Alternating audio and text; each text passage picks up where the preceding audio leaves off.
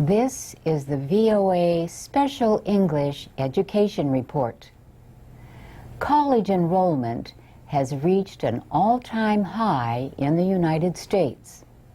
About 40% of all 18 to 24-year-olds, or almost 11.5 million, were in school in October of last year.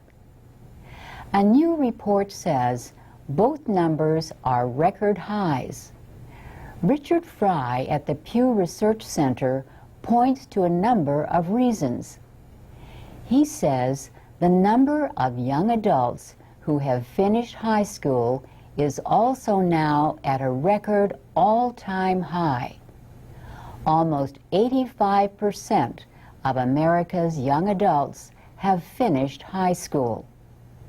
Another reason for the enrollment increase, the recession. The unemployment rate reached a 26-year high in October.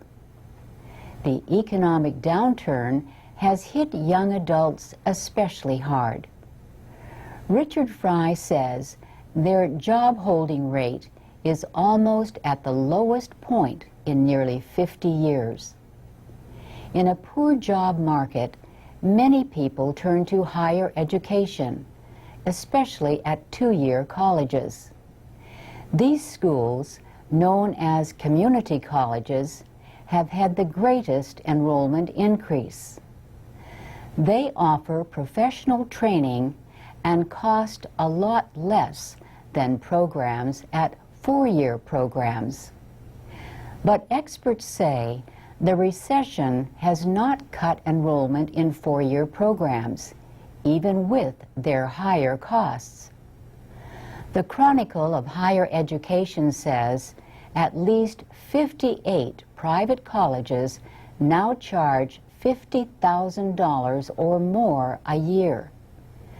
Lately, there have been accusations that some private, competitive liberal arts colleges are trying to avoid being seen as too female.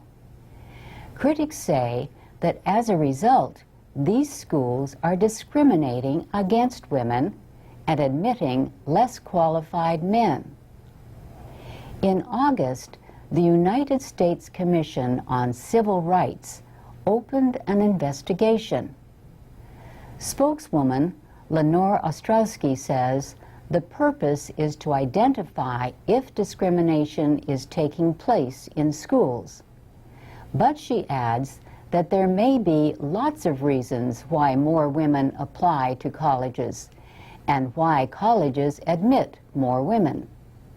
The Census Bureau says 54% of full-time students at two- and four-year colleges last year were female. Federal law bars sex discrimination at any school that receives federal money.